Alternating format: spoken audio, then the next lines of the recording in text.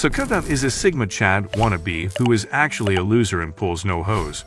But everything changes when he encounters a wild naughty bunny girl who is invisible. However, Sakuta notices her, thinking she got lost all the way from the Playboy mansion, but also notices that no one can see her. He keeps staring at this weird chick, and it surprises her that he can actually see her. Sakuta tells her that he knows her as Mai, a senior at his high school, and a celebrity that any dudes would love to get a piece of. She warns him to forget everything he saw today and not get involved with her. The next day, Sakuta wakes up with his sister Kaide beside her, and she wants to share the good old Alabama love with her brother. He tells her to start sleeping in her own bed, and she thinks it's because he woke up with excited for his precious sister.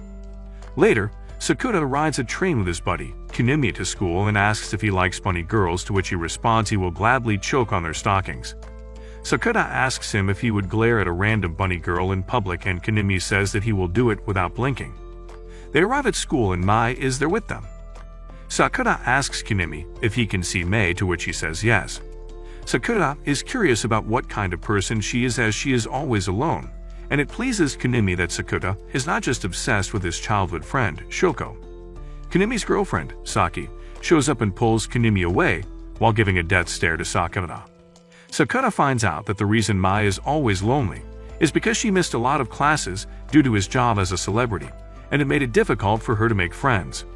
Then Saki confronts Sakuta, telling him to stop talking to Kunimi after she finds out about Sakuta's hospital incident. She tries to intimidate Sakuta, but he calmly roasts her for being insecure and always acting like she's on her period. After school, Sakuta sees Mai at the train station and some dude is trying to take a picture of her, but Sakuta blocks his way and calls him a creep. Mai thanks Sakuta for helping her, and they ride a train home together. Then, Sakuta talks about not forgetting the bunny outfit and using it as his night fun material, but Mai doesn't mind being a material for boys to use at night. Then, Mai is interested in rumors of where Sakuta hospitalized 3 students, causing him to not have friends, but Sakuta counters by saying he has 2 friends. Mai tells him to tell others if the rumors are wrong, but Sakuta doesn't care, as he feels it's pointless to even try when people spread rumors and twist it like it's the truth. Then, Sakuta asks her why she wore the costume the other day. Mai tells him that she has been famous since she was little, and while it was fun at the start, it slowly turned stressful when everyone knew who she was, so she wishes to go and live in a world where nobody knows her. One day, she went to the aquarium and saw that the anime gods had granted her wish, making no one able to see her. At first, she thought it was a fluke, but she went to a cafe, and everyone couldn't see her. Mai adds that people still see her in some places, so that's why she decided to go around wearing a bunny costume to see where else did people not see her. Afterward, Mai and Sakuta go to buy bread, but the cashier does not respond to Mai and only responds to Sakuta. It amazes Mai that Sakuta actually believes her cheesy nonsense, but Sakuta has experience with this kind of bullshit, and he calls it Adolescence Syndrome, a syndrome that has been rumored to go around. Then, they stop at Sakuta's apartment as Sakuta wants to show her something. He takes her to his room and starts taking his clothes off to show her a scar on his chest. Mai touches it, and Sakuta starts making happy noises. He explains that his scar is caused by the syndrome, and he adds another example, showing a picture of his wounded sister.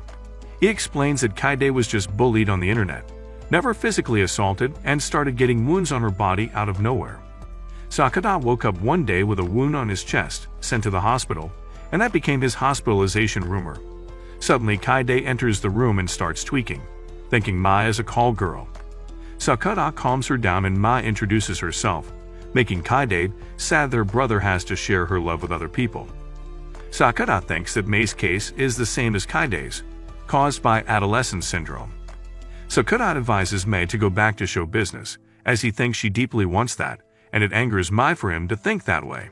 She leaves and she doesn't show up to school for days.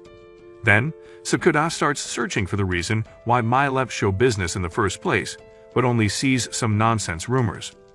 At his part-time job, Sakuta kept getting harassed by a female reporter named Fumika, who wanted to cover his hospital incident, but until now, Sakuta keeps refusing.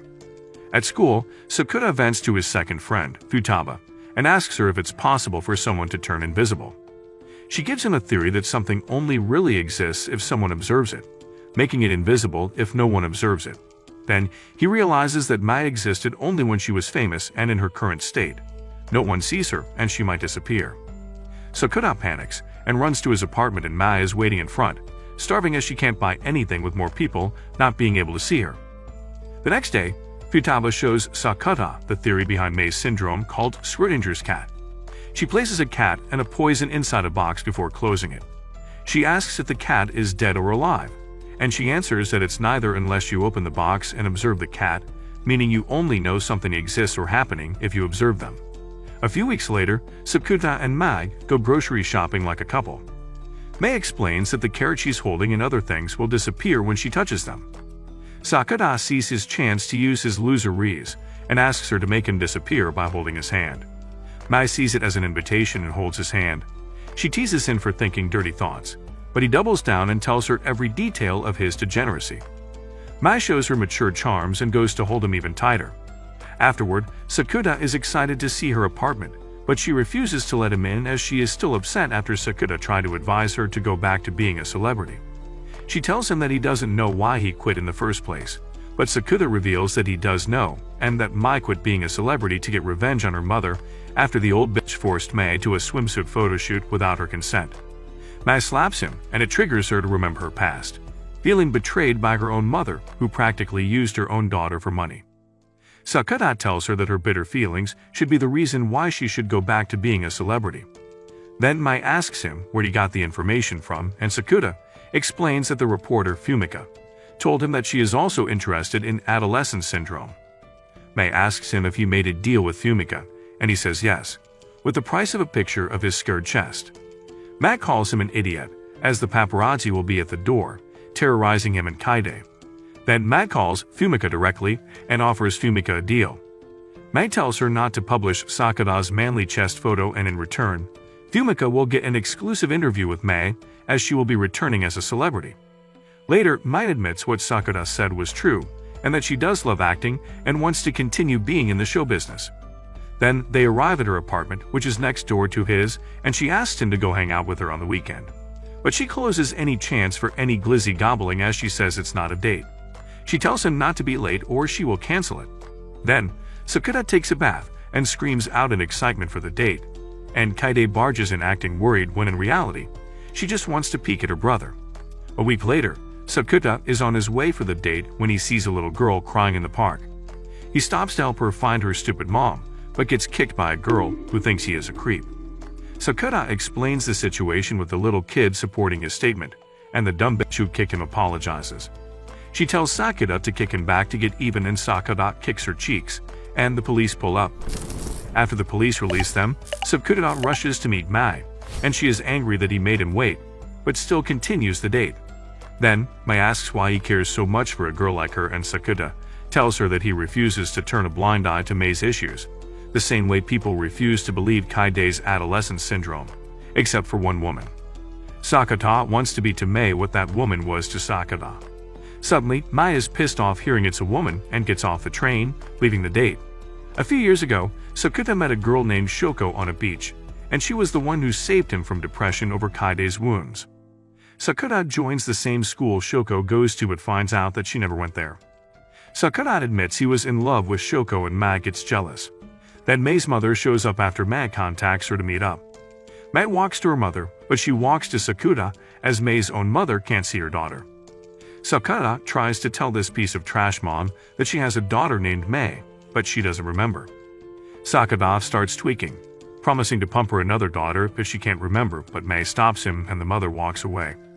Then, Sakuta goes around to people, asking them if they remember Mai, but no one remembers. Sakuta calls Fumika to ask her, but gets the same result. It upsets Mai seeing all this, and she wants to leave, but Sakuta tells her to keep going and find someone who remembers. Mai is not convinced, so Sakuta uses his ruse, telling her she still has him with her. The two of them go from train to train, trying to find someone who remembers Mai. Then Mai asks Sakuta if he remembers her, and Sakuta tells her every detail from her melons to her cheeks, to her adorable attitude, and even her social security number. He holds her hand, and at first, Mai rejects him but ends up folding. Later, they end up at a hotel, and Mai wants to take a bath. She tells him to not peek, but Sakuta tells Mai that the sound of water running down her curves is more than enough to make him bust. Then, Sakuta calls Kunimi, asking him about Mai, and Kunimi remembers. It shocks Sakuta, and he calls Futaba, where she tells him that people at school might be the only place where people remember Mai. Then, Sakuta and Mai go to buy some underwear and some protection just in case. Even under the circumstances they're facing, they enjoy this little trip of theirs, just the two of them. Sakuta promises to never forget her, or he will stick a pocky where the sun doesn't shine. Later at night, they both can't sleep and Mai suggests they should kiss. Sakuta sees it as an invitation to clap her cheeks, and it ruins his chance to take her first kiss. Before sleeping, Mai thanks Sakuta for not giving up on her. The next morning, Sakuta wakes up to the sight of the beautiful maid next to him, and he blames her that he can't sleep a wink. Then, they go back and more people can't see Mai. At school, Mai goes to check if her classmates remember, and Futaba tells Sakuta the bad news that more people don't remember Mai, including Kunimi. Suddenly, the girl from the other day, Koga, walks by and Sakuta asks her about Mai, but she and her friends just think he's a weirdo. Then, Futaba squeezes all of her brain power to come to the conclusion that people will forget about Mai if they sleep.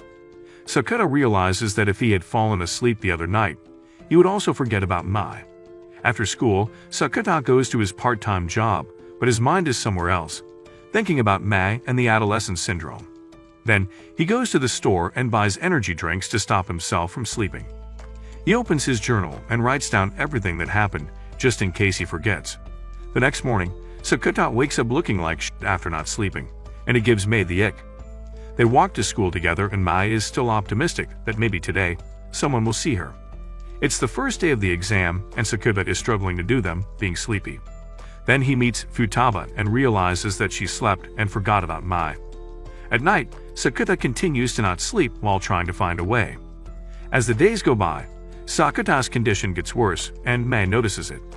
Later, Sakuta buys some energy drinks and Mai catches him.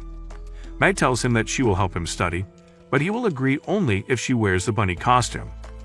Mai encourages Sakuta that if he gets a perfect score, she will give him a reward. Sakuta asks her to lick his armpit, but she refuses, so instead, he asks for another date and she agrees. Then they start studying and Mai teaches him, using him as an example for studying. She points out the difference between security and guarantee in the Japanese alphabet. He starts teasing her during the study, and she whacks him with a book. A few hours pass, and Mai talks about her non-Alabama stepsister from a different mother who has smaller jugs than her, Nodoka. Suddenly, Sakuta falls asleep and Mai reveals that she put sleeping pills in his drink. Mai thanks him for trying so hard for her sake and she cries, saying her goodbyes, as she will now be all alone after Sakuta forgets about her in the morning. The next morning, Kaide wakes up Sakuta to stop him from being late. Sakuta gets up and a bunny costume drops from his bed, and Kaide thinks it's for her and starts tweaking.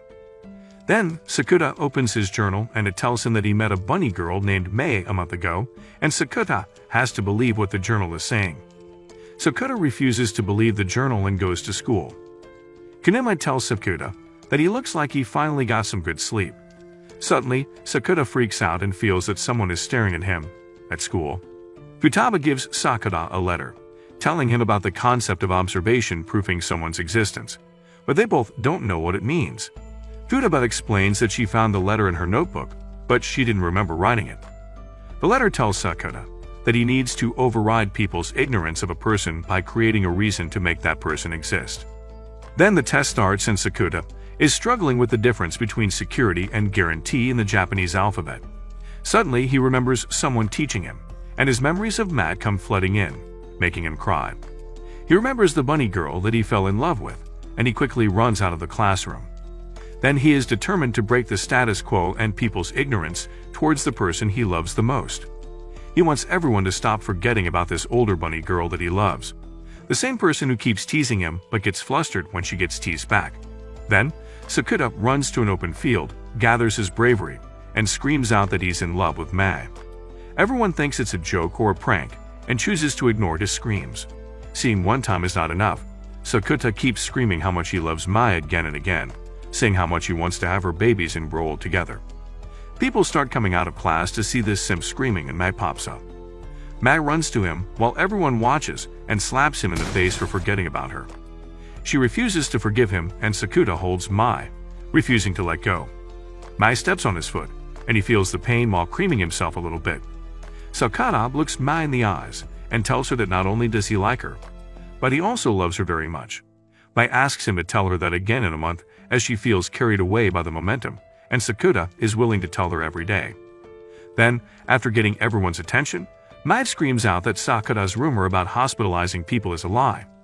Sakuta is worried that they will get screamed at by the teacher, but Mai tells him that she will be there with him. A week later, everything goes back to normal and Sakuta's two friends, Kunimi and Futaba, call Sakuta both a Chad and a simp for being brave enough to go against the status quo. Weeks later, Kaide watches the morning news where Japan kicks Germans' ass in football. At school, Kunimi roasts Sakuta's yee-ass haircut and Futaba pops out. At lunch, Mai brings lunch for Sakuta, after he teased her for being a shit cook. They eat together and Sakuta asks Mai to be his girlfriend. Mai ignores him and tells Sakuta that she got tired of hearing him tell her he loves her. She changes the subject and tells Sakuta that she landed an acting job with a kissing scene in it. Sakuta starts tweaking and tells Mai to decline it as both her upper and lower lips belong to him. Mai thinks it's okay since Sakuta has kissed her before, but Sakuta doesn't remember it, disappointing Mai. Then, Mai asks him if he wants another kiss, to which he says yes without hesitation. Mai asks him to close his eyes, and she gets close to his face, only to prank him. Then, Mai calms him down, telling him that the kiss of the job is not her, and it's another actress. Sakuta feels sad after getting fooled and tells her that he might fall out of love. Mai starts tweaking, and Sakuta takes the chance to ask her to be his girlfriend. Mai blushes from ear to ear, and agrees to be his girlfriend with a cute expression, making us loners giggle and shit. The next day, the news shows that Japan kicked Germans' ass in football and Kaide is watching. Sakuta notices something weird, but Kaide doesn't. Then, at school, Kunimi roasts Sakuta's yee-ass haircut and Futaba pops out, making Sakuta even more suspicious, but Kunimi tells him this is the first time they interacted like this. The day goes by, and Sakuta notices that everything that happens is the exact same thing as yesterday. At lunch, he eats with Mai again and asks her to be his girlfriend. Mai responds the same way as yesterday, so Sakuta cuts through the cutscene and gets straight to the ending by teasing Mai first, then asks her to be his girlfriend, to which Mai agrees. Later, Sakuta sees a guy harassing Koga, wanting to offer her a car warranty, but Sakuta walks away without care. The next day, it's the same with the day restarting, and Sakuta asks Futaba for advice. Futaba suspects it's Adolescence Syndrome and introduces the concept of Laplace Demon, where a person can calculate the future by knowing every atom's location. They suspect that someone aside from Sakuta is the Laplace Demon, and they keep restarting the day to change an outcome that they kept failing to change. Then, Sakuta is on the lookout for someone who acts differently than the other day and walks into a classroom to find Koga. Sakuta knows instantly that it's her and asks her how many times has she lived today. Koga is relieved that she is not the only one and has no idea what is happening. Sakuta asks if she has gone through anything agonizing recently, and tells her that Adolescence Syndrome might be the cause, but Koga thinks Adolescence Syndrome is a scam by the feds to get her to take a feet picture and share it online. Suddenly, Koga pulls Sakuta under the table to hide from someone. They stay quiet while the guy is looking for Koga and the guy leaves. Then Koga explains that the guy's name is Misawa and Koga's friend, Rena, likes Misawa and wants to have his babies, but Misawa doesn't care about Rena and only wants to date for the fun of it, while Koga herself doesn't like him. Sakuta tells Koga to reject Misawa, but she refuses as she is scared that others might avoid her. Koga is too loud and Misawa walks in and sees them on top of each other while crying internally. Then Mai walks in and sees the same thing. Sakuta tries to explain, but Mai walks away, telling him she will bite off his berries. Sakuta is not worried as the day will be replayed, but the next day arrives and it doesn't replay, and Sakuta realizes that the anime gods screwed him over. Then, Sakuta and Futaba discuss the Laplace Demon and conclude that it's Koga. Sakuta realizes Futaba is in a bad mood, and she explains that she feels like shit for having a crush on Kunimi, who already has a girlfriend. Futaba warns Sakuta that if Mai were to understand the misunderstanding between him and Koga, that Misawa can do the same, and the day will restart again with Misawa going after Koga again. Afterward, Koga joins Sakuta and Kanemi at their part-time job as a new employee. Then, during his shift, Koga's meddling friends interrogate Sakuta if he is doing cardio with Koga as her boyfriend, and Sakuta feels there is a misunderstanding. Later, Koga asks Sakuta to pretend to be his lover, but she refuses as he prefers Mei's medium is premium jugs over Koga's non-existent melons. Sakuta tells Koga to worry more about Adolescence Syndrome, but she doesn't care and begs him to pretend dating her for a couple of months. Sakuta warns her about dating him, but she feels he's now a Chad after screaming out his love for Mei in front of the whole school. Koga is ready to lie to the whole school as she fears that people will think she's a loser who can't get her feet rubbed by a wimp like Sakuta, and her friends will leave her for it, turning her to a lonely Sigma who grow old owning 20 cats. She feels that being alone is embarrassing, and she reminds Sakuta of Kaide. Then, Sakuta agrees and Koga wastes no time asking Sakuta to go on a date to show her friends that she's a pro at tickling a man's pickle. Later, Sakuta takes a bath and starts tweaking, imagining clapping 4 cheeks, with both Mei and Koga involved. Then, Sakuta sees Mei in a trash drink commercial, and the real Mei shows up at his apartment, demanding he explain what happened between him and Koga. Mei strips Sakuta to his underwear, and he's on his knees while she sits on a chair, but she tells him that she understands the circumstances, but still carries suspicion that he's hiding something. Sakuta tells Mei that Koga's situation reminded him of Kaide's, and he doesn't want Koga to face the same fate, being an outcast from her friends and all alone. Mei calls Koga a fake-ass trash Sigma, but she lets Sakuta off and gives him a free pass to rub one out to Koga's thighs with the condition that Sakuta has to take initiative and show his loyalty to Mei. Sakuta wants to give her his pickle, but Mei kicks him to stop his degeneracy. Then he suggests a date, but she rejects the idea as she has work to do. She gives Sakuta a bag with a dress in it, and he thinks it's for his night pump materials, but Mei explains that it's for Kaide to wear, with the hope that it will motivate her. Sakuta opens the door, and Kaide is there listening in. He pulls Kaide in and gives her the dress to try. Then Kaide wears the dress, thanks Mei, and begs her to be her new sister-in-law. Later, Sakuta thanks Mei for being kind to his sister, but Mei warns him to his zipper closed for Koga, as they belong to Mommy Mei.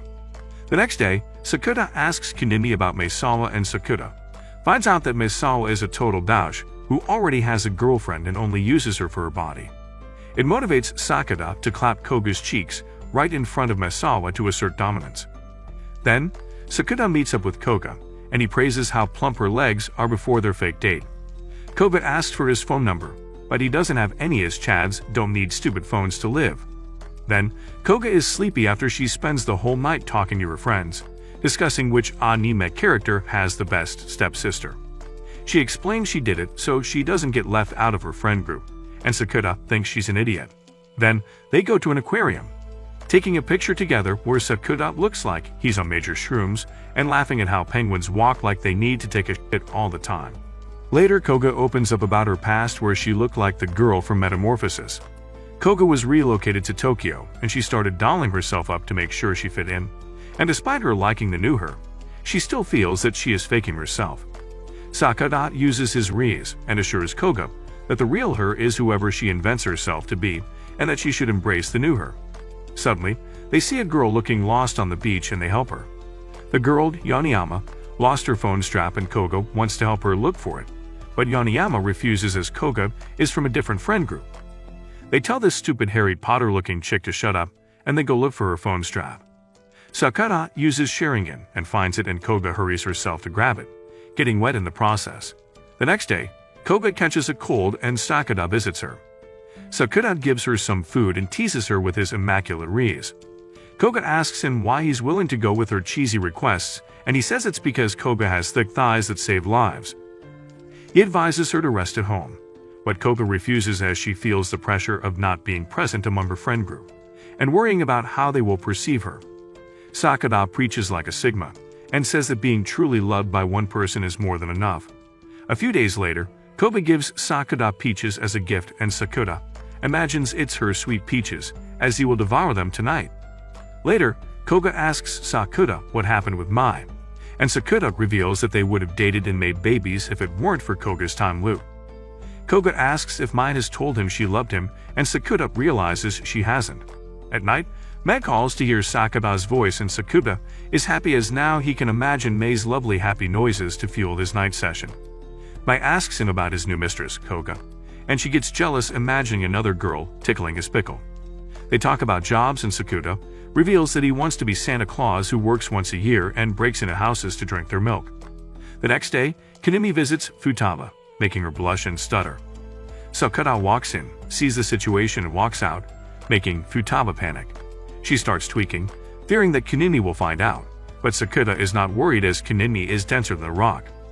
Then they discuss why the days didn't get restarted anymore and conclude that it's because Koga is now satisfied with the current condition of her life. But Koga herself does not realize that. Then Kamisato confronts Sakuta again, telling him to get away from her baby daddy, Kunimi, but she is more jealous of Futaba with her cute glasses and 2 massive melons.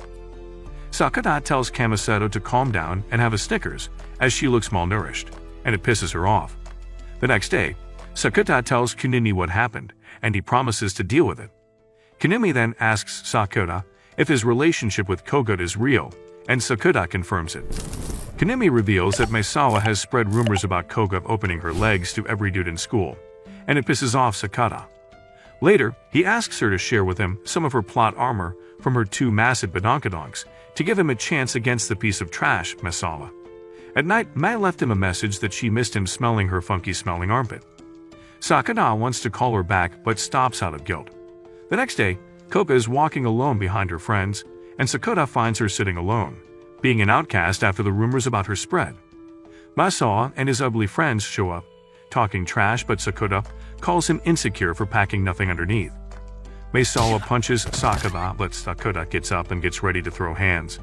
Sakuta starts floating like Prawn Ali and kicks his crusty-ass shin, making Maesawa his little dog.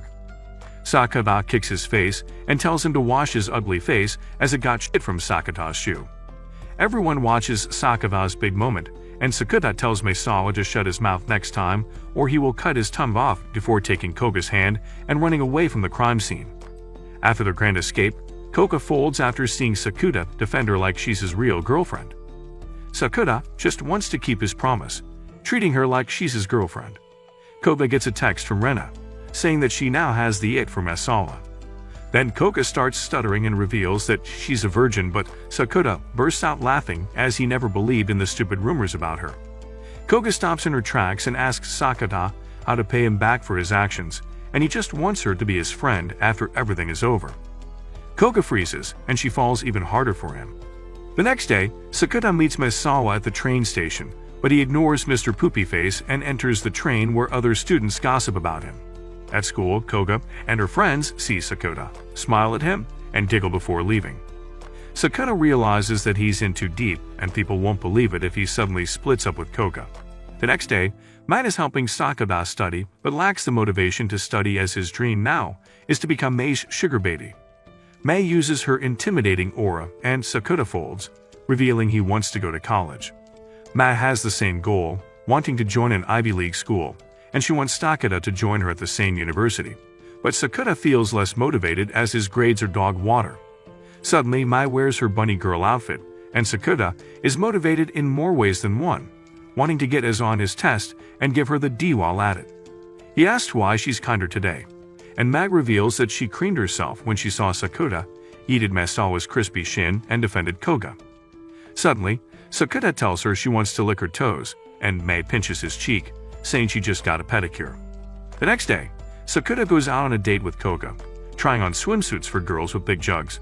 But Sakuta tells Koga that she doesn't have the facility for that. Koga asks Sakuta about his relationship with Mai, and supports them, but Sakuta tells Koga that she's the reason he lost the chance to make Mai his lover. Then, they discuss how to break up in the future to end their fake relationship, and Koga creates a scenario where she will dump Sakuta after finding out he still hasn't moved on from Mei's pickle-tickling technique, making it a believable scenario for people to believe. Days later, Sakuta starts his day with Kaide waking him up, and people asking him about his plans for summer vacation, and he says he wants to eat, sleep, clap cheeks, repeat. Then the date arrives and Sakuta is excited to have his last date with Koga and end the fake relationship. At the beach, Koga arrives for their beach date, and Sakuta can't wait to see her flat features in a swimsuit. They start the date, and Sakuta goes straight to work, turning into Mr. Rizzler and calling Koga cute, which makes her start tweaking off her tiny rice cakes. They eat grilled corn, play in the water, make sand castles, and eat shaved ice, giving Koga the date of her life. Later, Koga thanks Sakuta for everything and says her goodbyes, putting an end to their short but sweet fake relationship. They part ways and Koga wishes Sakuta the best in his pursuit to Jingle Maze Jungle. The next day, Sakuta starts his day with Kaide waking him up, and he realizes that the day restarted. He goes to Koga to ask if the day looped for her too, but Koga tells him that it didn't happen to her, confusing Sakuta. Then, Sakuta goes to Futaba for advice, and she informs his puny brain of what happened. Futaba concludes that Koga has lied to him, as she wants to continue her relationship with Sakuta, all the way to the point where Sakuta will completely fall for her. Later, Sakuta goes on the same date with Koga again, eating corn, playing with water, making sand castles, and eating shaved ice before ending their date again. The next day arrives, and it's the same thing with corn, water, castle, and shaved ice. At the fourth restart, Sakuta fully realizes that Koga is lying and approaches the date differently, taking her away from the beach and going to a different town. They go sightseeing, eat snacks, and pray at a temple. Sakuta puts down a fake love wish and scares Koga that lying to the gods will decrease her melons even more. She writes her name on the wish and Sakuta hangs it to the gods, making Koga panic about her already small pepperonis. Koga asks him to go to the beach, but Sakuta refuses and demands Koga to stop lying. Koga tries to play dumb, but Sakuta calls out her bullshit and tells her that his feelings towards Mei's smooth legs will always be superior to Koga's chunky legs, even if Koga restarts a million times. Suddenly, it starts raining and Koga confesses how much she believed that she could change Sakuta's feelings by repeating their date. She tries to forget her feelings for him by restarting multiple times as Koga thought at first. She wanted to be a true friend who supports Sakuta's relationship with another girl. Suddenly, she starts crying as she can't understand why on every restart, her feelings for him grew instead of dying. It hurts her to think that she's a nuisance to Sakuta, and his relationship with Mai is deep down. Koga knows that Sakuta loves Mai and not her. Koga blames Sakuta for having the perfect rees, and being the man that every girl would wish they had. Sakuta tells Koga to stop lying and reveal what she really feels. It shakes Koga's soul, and she reveals the truth, screaming that she loves him, and putting an end to her lie. The next day, Japan has kicked Germany's ass again, and Sakuta realizes that Koga has restarted everything. At school, Sakuta asks Mai to be his girlfriend. Mai responds coldly, but Sakuta is not surprised and follows what he did before, ending with Mai blushing and agreeing to be his baby mama. Suddenly, Sakuta goes off script, asking Mai how she feels about him. Mai goes further and kisses Sakuta on the cheek, proving that she loves her. After taking the massive dub, Sakuta sees Koga with Meisawa, but this time, Koga has the guts to decline Meisawa's feelings, as she loves a certain idiot. Afterward, Sakuta asks Koga who's the idiot in question, and she tells him it's him, and he needs to take responsibility for making her friends hate her in the future. Sakuta tells her to not worry as he will be her friend, and it pleases Koga. Then, everything goes the same as before, with the big difference being that Koga is not his fake lover, but instead a real friend. While with Futaba, Sakuta notices Koga walking home alone, but then she gets new friends who will appreciate her for who she is. Futaba has a theory that Sakuta and Koga were connected when their atoms collided with each other. Sakuta tells Futaba about him kicking Koga on her cheeks, and Futaba demands that Sakuta show her his bare soft cheeks so she can experiment on them. Afterward, Sakuta walks home with Mai after a long time, officially a couple, and they walk past a mysterious girl who is sheltering a cat from the rain. Sakuta goes down with the cat and realizes that the mysterious girl is Shoko. Their meeting triggers Sakuta to dream about when they first met at the beach. Sakuta kept trying to push Shoko and her attempts to cheer him up away, but Shoko refused to give up and she introduced herself to him. Then Sakuta wakes up with Kaide beside him, and he tells her to knock it off or he will knock one out on her face.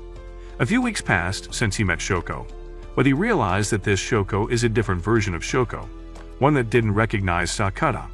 Shoko comes around the apartment to visit the newly adopted cats, and Kaide starts getting jealous, thinking Sakuta replaced her with a new Alabama-loving little sister. Kaide demands Sakuta explain what Shoko is to him, but he doesn't know. He asks Shoko if she has an older sister, with the hope that the Shoko he once loved exists, but she tells him no. Meanwhile, Futaba is selling her body pics online when Sakuta calls her to meet up. It surprises Sakuta to see Futaba without glasses, looking like an absolute snack that every man would love to eat. Sakuta explains about the second Shoko, and Futaba thinks he's off the henny and delusional. Futaba thinks that there's nothing to worry about as it's not causing any harm, and Sakuta agrees. They walk by a fireworks festival poster and talk about going there with Kanemi. Sakuta suggests Futaba come going full commando to get Kanemi to start barking, while Sakuta watches them from the bushes with his pants down, but she gets disgusted and walks away. Later, Sakuta meets Kanemi at work and starts roasting his crusty-ass girlfriend. But Kanemi can't fight back as Sakuta is dating the perfection that is Mei. Koko walks in wearing a yukata and Sakuta praises her for looking cute despite her having a flat body equivalent to a cardboard box, and it pisses off Koko. Then, Mai shows up at his job, surprising him, and Sakuta teases her for not being able to go a day without his Riz. Mai apologizes for being a bad girlfriend who works all the time like a single mom, but Sakuta forgives her with the condition of something in return. Then they walk home together and Mai asks about the new Shoko, worrying that she will steal her man. They see Futaba entering a sketchy internet cafe and follow her in. They go look for her and Sakuta calls her phone, trying to find out where she is, but then Futaba shows up without a phone in hand and runs away after getting found. Sakuta catches her and Futaba tells them that Adolescence Syndrome did it again, but this time it duplicates Futaba, making two of them exist in the world. Futaba explains she was in the internet cafe as the other Futaba started living in her house. Sakuta asks Mai if Futaba can stay at his house and Mai rejects his idea out of fear that Sakuta will cheat and clap Futaba and her two love pillows, so Mai suggests she will stay with them too. Later, Kaide starts suspecting her brother to be a pimp for having a lot of girls around him. Sakuta introduces the two girls to Kaide, and she offers her brother to sleep with her tonight, but he refuses for the sake of not making taboo babies. Later, Futaba takes a bath and Sakuta refuses to leave her and her two floaties alone while asking her questions. It shocks Futaba that her Giga brain doesn't have an answer to this situation, and it scares her to imagine that the other Futaba will get her innocence taken by Kanemi instead of hers. They discuss the possibility of two Futabas existing and conclude that it should be impossible where both Futaba never meet each other, and Sakuta has never seen both of them in the same room. Later at night, Sakuta sleeps outside and Mag comes to lie down beside him. Mag starts whispering sweet whispers into his ears, giving him the nurse ASMR special treatment, but Sakuta keeps worrying about Futaba, which spoils the mood. Mai wants to go on a date with him, but she knows that Sakuta would rather investigate the other Futaba than play hide the pickle. Then, Matt plays with the idea that Sakuta can kiss her as a reward, but he wonders which lips to kiss. Sakuta reads the mood and goes for it, and Mai is ready to play tongue twister with her man, but they both headbutt each other, which ruins the mood and stops their kiss. Mai assures him there will be more chances in the future and tells Sakuta to not screw it up.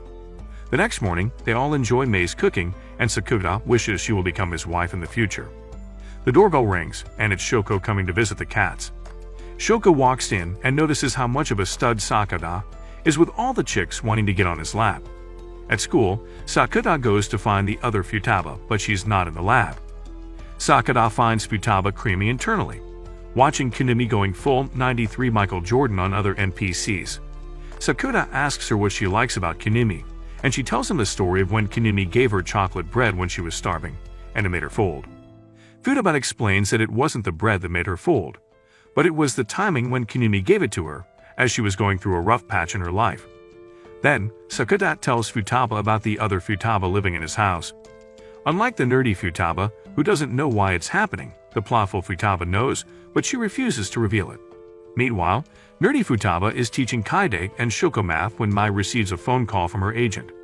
Mai reveals that she's at her boyfriend's house, and the agent starts tweaking. Then, Sakuta talks with Kanemi, who is worried about Futaba's well-being, making Sakuta think there's a chance for their ship to sail. Then, Sakuta calls his home, and Mai answers, making Sakuta's soul shiver, hearing her voice sounding like his future wife. Mai asks him to come home to talk about something important, but their call is cut short by Kemisato, who looks constipated all the time. She asks Sakuta if he's friends with Futaba and reveals Futaba's dark secret, taking dirty pictures of herself and posting them on the internet like a thirsty ex-wife who just got a divorce, looking for a sugar baby. Sakuta goes back home, and there he meets Futaba making curry. Later, Futaba takes a bath and Sakuta bothers her with more questions while imagining how her jugs float on water. Sakuta talks to her about her dirty photos account, and it gives Futaba an idea of why there are two of her. She reveals that she created the account just to interact normally, but she turned it into her place where she could get attention. Futaba confesses that she often notices dudes licking her body with their eyes, making her feel disgusted about her own body. But posting her pictures online gave her both the attention and approval she craved, but also a feeling of guilt, resulting in a contradiction. She suspects that the contradiction between guilt and pleasure is what caused for there to be two Futabas to exist. Futaba asks Sakuta to help her get the other Futaba to stop posting and showing off her jugs to the world to see. Then, Sakuta asks Mai what she wants to talk about, and Sakuta starts tweaking when he finds out that Mai is not allowed to date or meet her boyfriend by her agency. After calming down, they both agree to fight for their relationship and to take a small retreat by not meeting each other for a while for Mai's show business career's sake. The next day, Sakuta tells Futaba that he knows about her photos and praises her melons.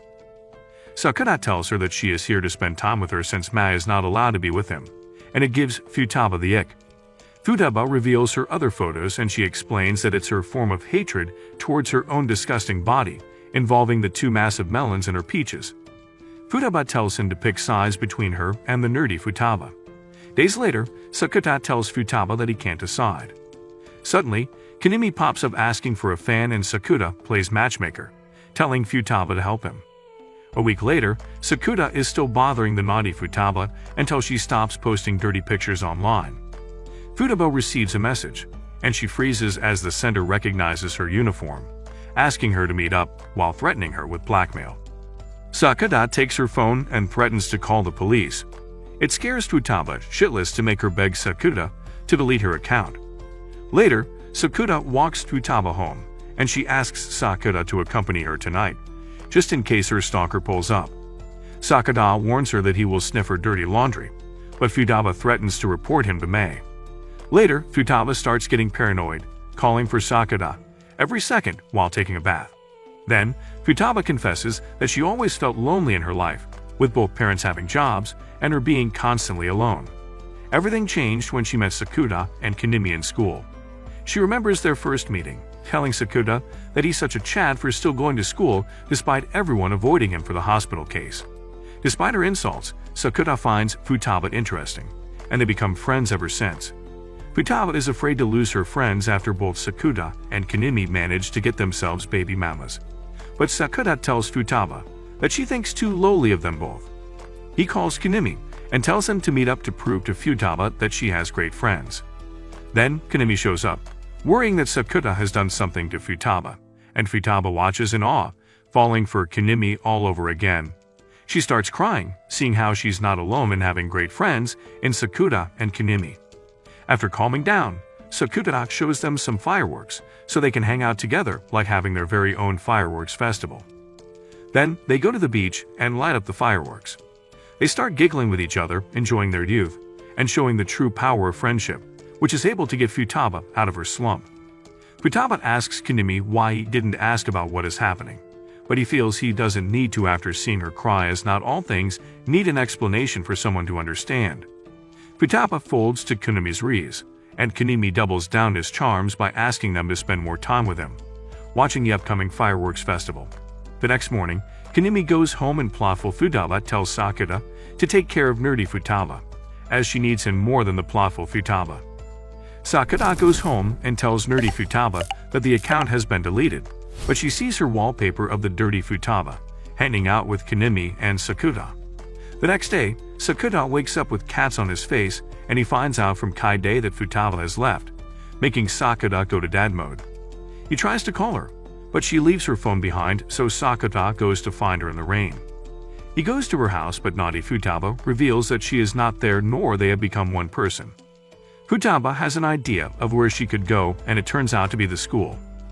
Sakuta walks in all wet with Futaba there, and asks her if she wants to watch fireworks with him and Kanemi. She rejects it as she feels like she's going to disappear, with the other Futaba being the one that stays and becomes the true Futaba. Futaba starts crying after remembering the picture, feeling that the other Futaba is the better person and friend to the boys. Sakuta calls her an idiot as her glasses give her more baddie points than the other Futaba and tells her to meet him at the station. Suddenly, Sakuta collapses and wakes up at the hospital with Mai beside him. He starts tweaking, wanting her to be a doctor and check below his waist. Then, Sakuta meets Futaba and tells her to stop thinking that she doesn't matter in other people's lives, as her existence is important to those around her. Futaba folds to Sakuta Azusagawa and agrees to join him and Kanemi to watch the fireworks together. Sakuta tells Futaba to tell that to someone more important, and Futaba calls her other self, telling her she wants to watch the fireworks. Suddenly, Futaba disappears from existence, and Sakuta picks up the phone and Futaba is back to one person. Afterward, the trio shows up to the fireworks show and they start teasing Futaba for looking like a baddie wearing glasses. They watch the fireworks together and Futaba tells Kanemi about her feelings, but she doesn't ask for a response as she knows that she has no chance. With tears in her eyes, Futaba smiles while watching the fireworks, knowing she has her friends beside her. Weeks later, Sakuta is getting depressed, missing Mei's touch while his cherry bombs need to bust, but Mai assures him that they will have more time together at the start of the school year. Sakuta starts looking for Mai, but she is nowhere to be found at school. Then, Sakuta finds Mai outside her apartment, but Mai doesn't recognize him and starts accusing Sakuta of being her sister's creepy one-night stand who can't move on. Suddenly, a blonde shrimp shows up and tells Sakuta that she is Mai while her sister, Nodoka, is in her body. She explains that she switched bodies with Nodoka, and it hurts Sakuta to see his precious Mai downgrading her jug size caused by Adolescence Syndrome. Then, they discuss inside Mei's apartment, and Nodoka starts panicking, believing it's a dream, but Mai tells her to suck it up and stop whining. Sakuta realizes that Nodoka is an idol, as well as Mei's little annoying sister. Mai explains that Nodoka came to her apartment, not wanting to go home, and their bodies swapped in the morning. None of them has a clue why it happened. And while Nodoka is going crazy about what's happening, Mai and Sakuta are as cool as ice dealing with the issue. Mai decides to start living as Nodoka and Nodoka as Mai until they find a way to go back to normal. The two of them start trading their schedules and discussing how to live normally with each other, and Sakuta gets the task of helping Nodoka live as Mai.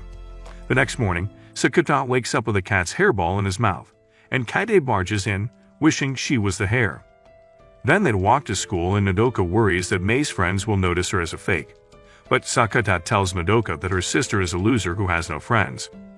Nodoka tells Mai that she is the same friendless loser as she is, making it easier for them to pretend to be each other. Then, Mai secretly tells Sakuta that she feels that she is the cause of all this. Mai adds that she was made a celebrity by her mother to spite her ex-husband and his new wife. Nodoka's mother, so Nodoka's mom did the same thing, making Nodoka an idol to compete with Mai. Later, Sakuta is worried that Nodoka is unable to ride trains as an idol, but Nodoka assures Sakuta that she is not some spoiled brat who has never ridden a train before. Then, Nodoka follows the instructions of how to be Mai, and it impresses Sakuta with how similar she is to Mai. Afterward, Sakuta meets up with Futaba, who has a theory that all adolescent syndromes are caused by an unstable mental state. Sakuta states that Nodoka's issue is that she feels inferior to Mai, and he doesn't know how to fix it. Later, Sakuta and Nodoka go to play at the beach, and Sakuta stares at her legs, wishing he could die an honorable death with those legs squeezing him dry, while Nodoka is confused about how this degenerate ape manages to bag her sister. Afterward, Sakuta starts antagonizing and roasting Nodoka for being a dishonest rat who ran away from home because she has issues with Mai and refuses to be honest like a spoiled baby. Nodoka tries to respond, but Sakuta shuts her trap by saying that Mai already knows the truth. Later, Nodoka asks to stay at Sakuta's house, and while she has trouble explaining to Mai, she tries her best and tells Mai that she hates her because she was always compared to her, and every time her achievement is below Mei's, her mother would discourage her more. Nodoka adds that during Mei's hiatus from showbiz, Nodoka's career rose, and now, Nodoka is frustrated to see Mai coming back to showbiz and dominating it like it's nothing while she has to struggle to get jobs in movie roles. Then, Mai reveals that she hates Nodoka back, but she blames it mostly on her sleazeball of a father who can't keep his zipper closed and makes two sisters from two different baby mamas who are raised to battle each other. Afterward, Mai stays at Sakuta's place and Kaide is suspicious of how her dumb simpleton of a brother keeps getting new chicks to bring home. Sakuta takes a long bath, and Mai asks him what took him so long. He tells her he was playing about how long can his submarine float while thinking of Mai, and it creeps her out. Mai notices his scar and Sakuta begs her to touch it, so he can feel the sensation and make manly happy noises, but Mai refuses out of fear of tainting her sister's body. For weeks, the two sisters live each other's lives, working, practicing, and doing interviews like it's their own life from the get-go. During Shoko's visit, Sakuta asks her again if she has a sister, but Shoko tells him that she doesn't have one. The next day, Nodoka takes pictures of herself as Mai and smiles like a degenerate to prepare for her photo shoot. Then, Sakuta goes to work and meets Koga, who gets the ick when he talks about how soft Mai's twin pillows are. Hours later, Mai in Nodoka's body comes to visit and vents about how Nodoka's mother is such a controlling hag.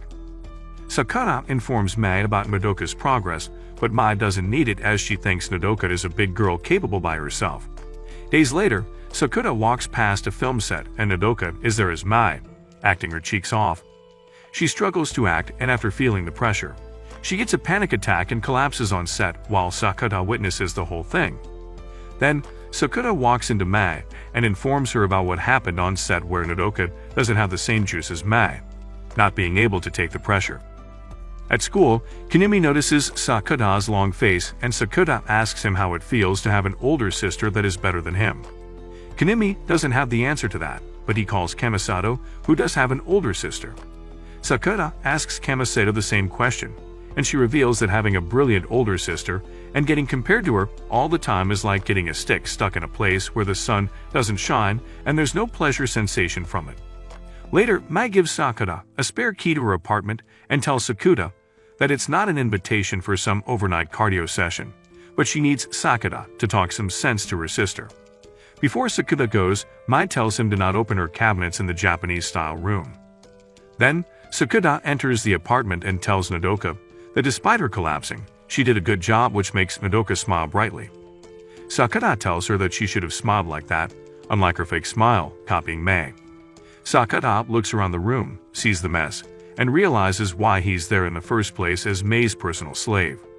While Nodoka takes a bath, Sakuta opens the forbidden cabinet Mai told him to avoid, hoping it's her secret stash of Sharknado DVDs.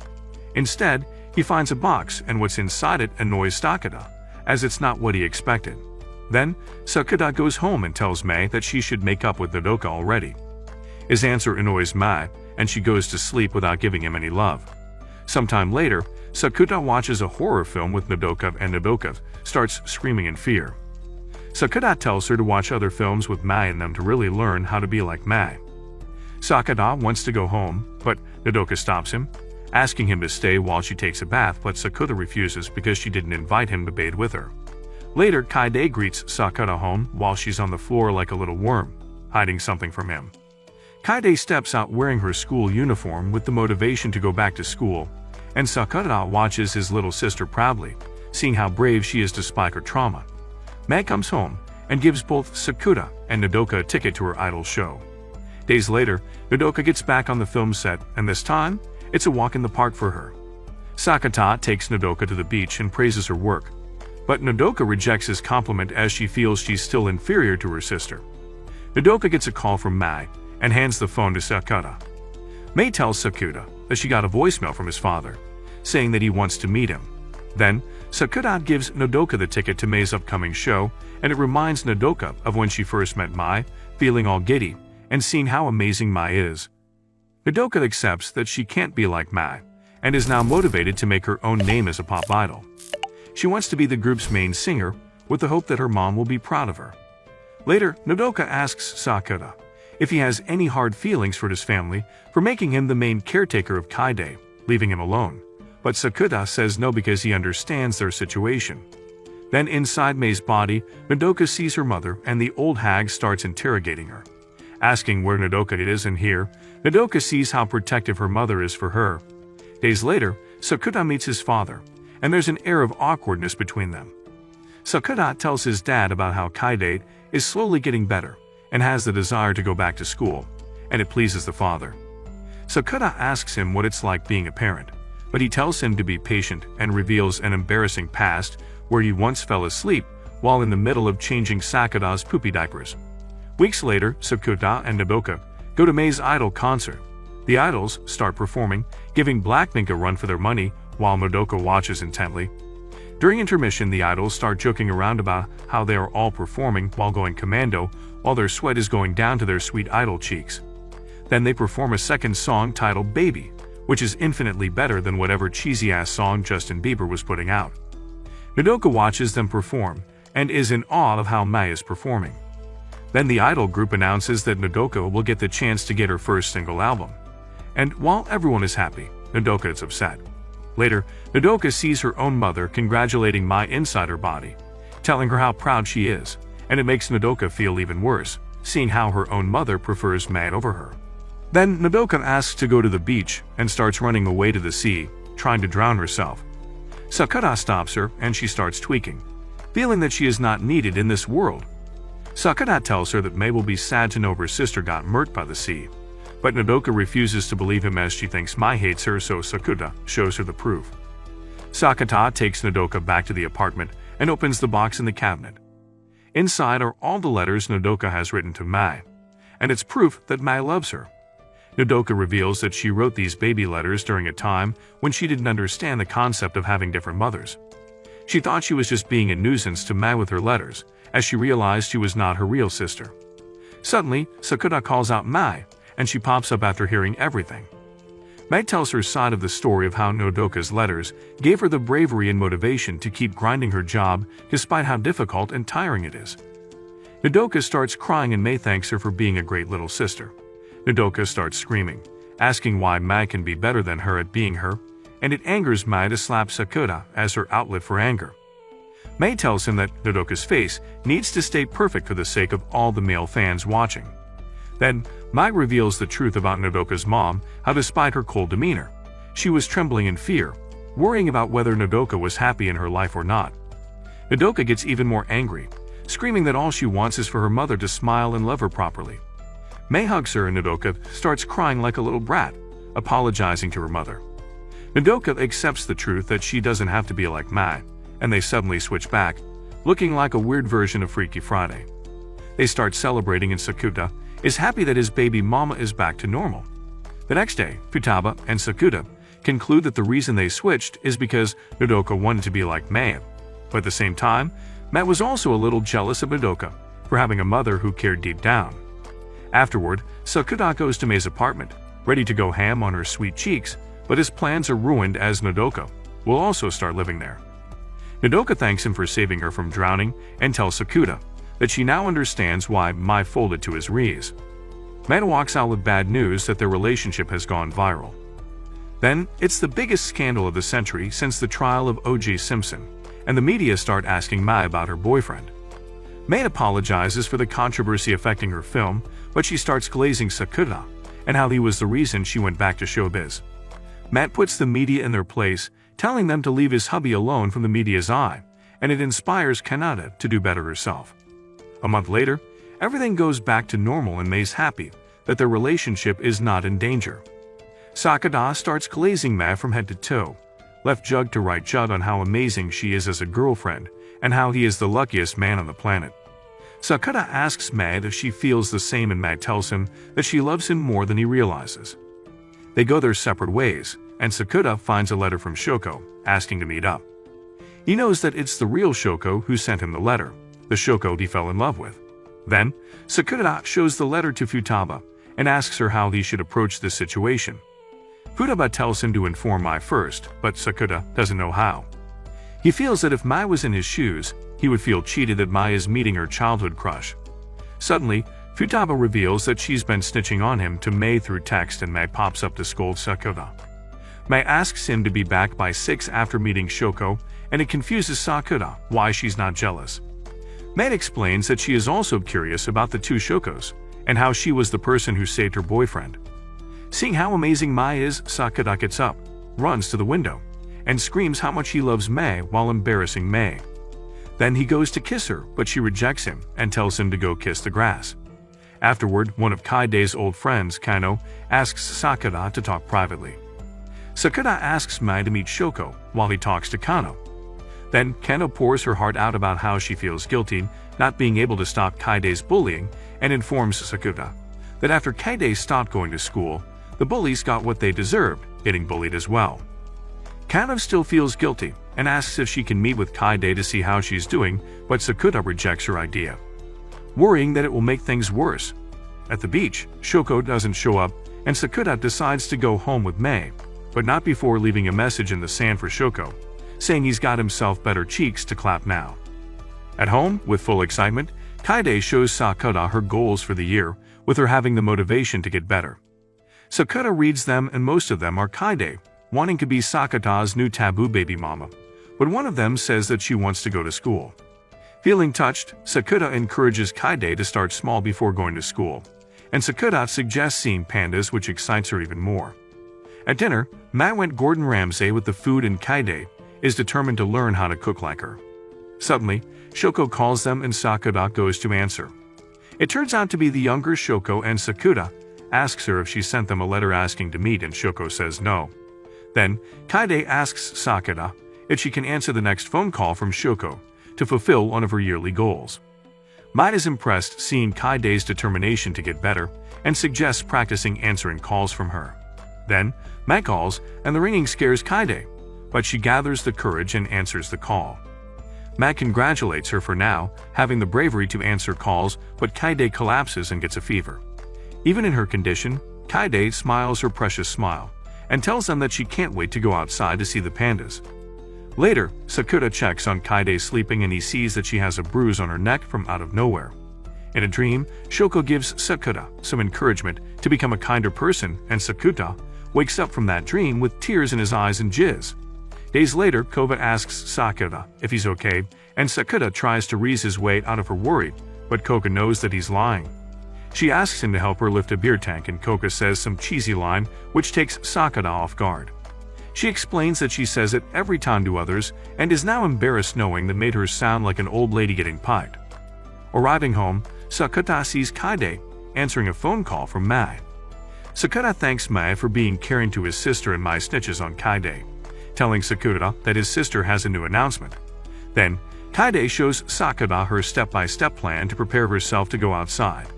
Afterward, Kaide starts her plan by picking out cute clothes with Mai, and Sakuta sees it as a step closer for Kaide to get better. After she gets her clothes, Kaide shows them to Sakuta and asks to go outside. Sakuta helps Kaide step by step from picking shoes and having his back used as a shield for Kaide. Sakuta encourages her to be brave using his brotherly rees and tells her it's okay to give up. Kaide's voice starts trembling, and she refuses to give up out of fear that everything will stay like this forever, where she's unable to move forward. Then, Sakuta opens the door, but Kaide refuses to open her eyes. Sakuta takes another step outside and Kaide starts panicking, asking Sakuta to stop, but Sakuta lets her go, and Kaide opens her eyes to see that they are outside. Kaide realizes Sakuta tricked her, and she falls on her knees crying, not out of anger or sadness, but because she's happy to be able to go outside. Sakuta tears up and comforts his sister. Then, everything goes smoothly with Kaide slowly getting further and further outside to the point she can eat at Mei's place and even play at the park. A month later, Futaba roasts Sakuta for being a siscon, but praises him for being a great brother. Later, Kaide rides a train with the others, and she refuses to let go of her brother out of fear of creeps. Sakuta tells her to look outside, and she sees the sea in amazement after a long time not seeing them. Then, they enjoy a picnic on the beach, eating rice balls and goofing around. Suddenly, Kano shows up, but Kaide doesn't remember her old school friend. It hurts Kano, but Sakuta explains that Kaide doesn't have her memories. A few years ago, Sakuta walked into his sister Kaide, who suddenly started tweaking seeing Sakuta, not remembering who he was or anything around her. The doctors concluded that Kaide had some sort of disorder caused by stress, where she lost awareness of being herself, lost her memories completely, and gave birth to a whole new person. Sakuta concludes that Kaide herself severed a part of her memory where she was bullied by her friends to protect herself. At first, Sakuta was hesitant to talk to Kaide, seeing how his sister is no longer there with how different the current Kaide is from the old Kaide. It drives Sakuta insane living with a different person in his sister's body. Until one day he comes home to Kaide, with bruises on her body and his mother slowly losing her sanity, not being able to accept losing her daughter. One night, Sakuta feels pain in his body, and a tiger-like scar forms on his chest. The doctor refused to believe Sakuta's story, deeming it a lie, and accused Sakuta of harming himself like some edgy teen. Then, Sakuta snuck out to the beach, and there he met Shoko, who listened to his words and believed his story. From then on, Sakuta kept meeting Shoko, slowly falling for her, and asked her why she believed his story. Shoko tells Sakuta 2 valuable lessons, and that is 1, all different sizes of milky jugs are good jugs, and 2, that every person lives in their own different worlds, and the best thing anyone can do as a person is to be kind while living in their own world beside other people's worlds. Shoko lives every day, trying to be a kinder person from the day before, and it opens Sakuta's eyes. Sakuta cries, telling Shoko that he wants to be like her as a person who is kind and supportive of other people and the pain they endure. Then, Sakuta gave Kaide a notebook in which she could write everything she felt. He accepts the current Kaide for who she is, and it makes her cry to see Sakuta being understanding of her feelings. Then they split up with Sakuta taking care of Kaide, while the father takes care of the mom, and the father tells Kaide that her parents will be waiting for her. For some time, Sakuta still wants the old Kaide to return, but eventually, he starts worrying about what would happen to the new Kaide if the old one comes back. Sakuta apologizes to Mai for hiding this information, and Mai is cool with it, but she wishes that Sakuta would have told her sooner. The next day, Kaide wakes up, with her back arching, hoping that Sakuta will make a woman out of her. But Sakuta notices more bruises on her body. Later, Sakuta finds out that Mai will be shooting a film far away, and Mai tells him to call her if anything bad happens. Sakuta comes home to his sister trying on her school clothes and asking him to take her outside again. Kaide feels bad about not knowing who Kano is and realizes that Kano is someone the old Kaide is friends with. Kano left a book for Sakuta to give to Kaide, which is a book Kano once borrowed from Kaide but never returned. Kaide opens the book and sees a note inside it, and the note makes Kaide remembers and collapses. Later, Kaide is brought to the hospital, and the doctors inform Sakuta and his father that there is a chance that her memory will come back. Then Kaide wakes up and Sakuta is relieved to see that Kaide has not changed. Sakuta informs Mai about what is happening, and Kaide hears everything her brother is telling Mai. Later, Sakuta tells Kaide that she can ask for anything to celebrate her release from the hospital. Sakuta suggests seeing the pandas, but Kaide wants to go to school. Then, Sakuta asks his father to help him grant Kaide's wish, and he agrees. The father asks Sakuta to introduce him to his girlfriend, and Sakuta agrees to do it later. The next day, Sakuta finds out that Mai will be going away for weeks for her job and promises that he will use her picture to help him sleep every night. Nodoka asks Sakuta if he's scared about the whole Kaide situation, and Sakuta admits that as a big brother, it's his job to always look cool in front of his little sister, despite him being scared shitless when she's not looking. Then a school counselor named Tomobe comes to visit Kaide and gives her suggestions on where to start if she wants to visit the school, while encouraging her to be better. The next day, Kaide gathers her courage, and she goes to school while Sakuta accompanies her. She sees some students laughing and it scares her, thinking they're laughing at her. After a few more steps, they decide to give up. Days later, they try again and Kaide is impatient. She feels it's not good enough, and Sakuta sees her bruise spreading. He tries to make her give up, but she runs away, telling him that she has no time to take it slow, and Sakuta realizes that she knows about the old Kaide coming back. Kaide gets scared seeing some schoolgirls, and her bruise starts spreading even more. She starts crying, asking why can't she go further. Sakuta has enough and ensures she will go to school. Sakuta takes Kaide on a trip to the train station and ends up at the zoo, shocking Kaide. She gets excited seeing the pandas and other animals, with Harambe smiling from heaven. Later, Sakuta tells Kaide she can come back anytime and gives her an annual zoo pass, exciting her with the idea of seeing more animals at the zoo.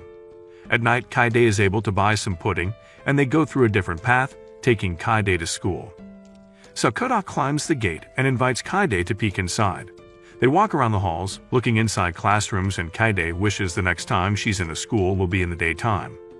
Then, they plan to celebrate completing Kaide's goals, But the next day, Kaide wakes up with a completely different voice actor, and Sakuta realizes that the old Kaide has come back.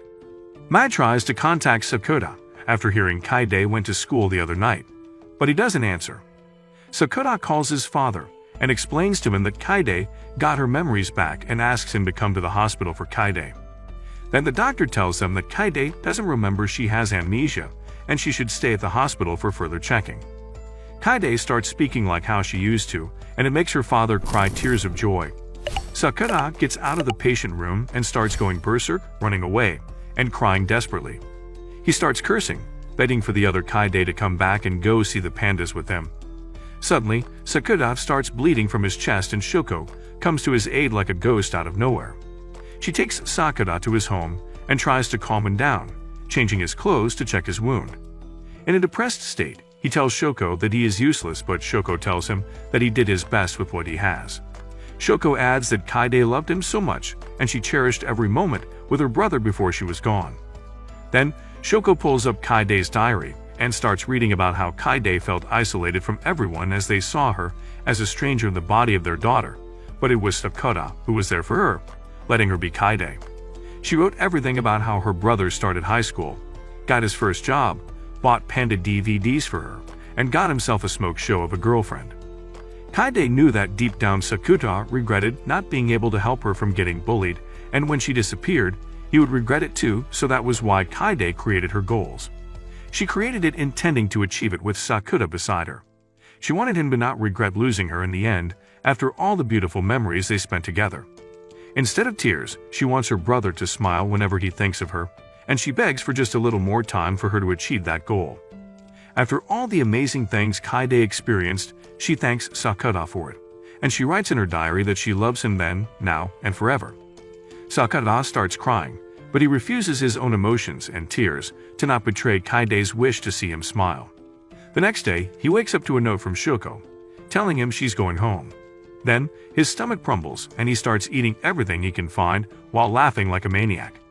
Mai-san left a message, asking him to tell her if Kaide managed to get to school. Sakuta calls her and tells her everything and how Kaide is not able to remember anything from the past 2 years. Mai asks if Sakuta is okay and he fakes a smile, telling her he's all good. Later, Sakuta already starts bantering with his sister and asks her if she likes pandas. She says yes, and Sakuta asks her to see some pandas with him. She calls him a wimp who can't get any bitches for asking his own sister on a date, but he tells her that he already has a girlfriend, shocking Kanada. After a few days, the older Shoko never shows up again, and Sakuta wonders about her existence. Futaba has a theory that Sakuta joined Fight Club and Shoko is his Tyler Durden, but he refuses to believe it. Then, Matt comes to his apartment and Sakuta is ready to finally spread her legs and make her fly to Cloud 9. Mai sees Shoko's message and demands Sakuta to explain. He tries to explain that his pickle was always concealed between him and Shoko, but Mai is still upset and leaves. Sakuta chases her and sees her crying. He tries to comfort her, but she denies him and leaves. Then Sakuta is dead inside and his friends notice that he's out of it. Sakuta meets Nodoka, and she scolds him for being a headless buffoon whose brains are between his legs. She reveals that all Mai wanted was to cheer him up during his toughest time, and that her birthday is today. Sakuta gets his Chad face back in the game and goes to where Mai is shooting her film. He rides a train and runs like Forrest Gump to find her. Then, Mai sees him there and takes him with her to her car. She finds out that her boyfriend is a romantic idiot who didn't bring money to go back home, so she hooks him up and gets him a hotel with the staff. Sakuta tells her happy birthday and Mai's agent gives them 15 minutes for their date. They view the city and Sakuta uses his and shares his jacket with her. He apologizes for being a bad boyfriend who didn't appreciate her effort, but she also apologizes for not being there for him during his time of need. He tells her how happy he is that she's with him now as he wants to be there for her too. Then she asks him to close his eyes, signaling a kiss, but ends up getting pinched as his reward, awakening his inner pain-loving desires like a blonde crusader from another world. Afterward, Kaide thanks Sakuta and tells him she wants to go to school as she is not afraid anymore, knowing her brother is with her. If you watched this anime recap until the end, answer this question in the comments: does our pickle disappear when we clap the invisible bunny girl's cheeks? If you like anime recaps like this, watch this video.